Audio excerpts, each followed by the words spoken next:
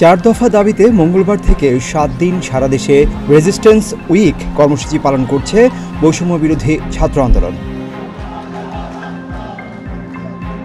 ১৪ August বিকেলে শাহবাগে অবস্থান কর্মসূচি এবং শহীদদের স্মরণে শাহবাগ থেকে রাপা প্লাজা অভিমুখে পদযাত্রা, মোমবাতি প্রজ্বলন ও দোয়ার কর্মসূচি আয়োজন করা হয়েছে। ১৩ আগস্ট রাতে এই কর্মসূচি ঘোষণা করেন বৈষম্য বিরোধী ছাত্র আন্দোলনের সমন্বয়ক আবু বাকের মজুমদার।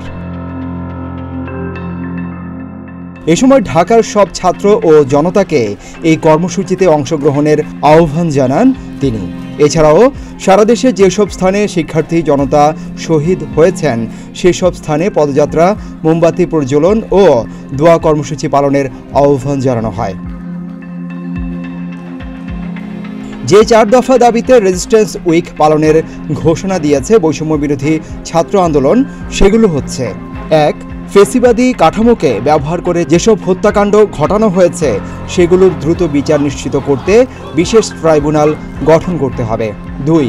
সংখ্যালঘুদের উপর আওয়ামী লীগ ও ১৪ দলসহ যারা পরিকল্পিত ডাকাতি ও লুণ্ঠনের মাধ্যমে গণ অভ্যুত্থানকে বিতর্কিত করার প্রচেষ্টায় অংশগ্রহণ করেছে তাদের বিচার নিশ্চিত করতে হবে। ৩.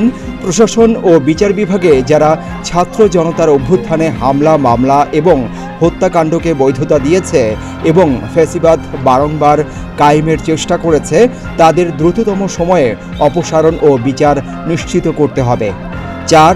প্রশাসন ও বিচার বিভাগে যারা এতদিন বৈষম্যের শিকার হয়েছে তাদের জন্য সমান সুযোগ সুবিধা নিশ্চিত করতে হবে।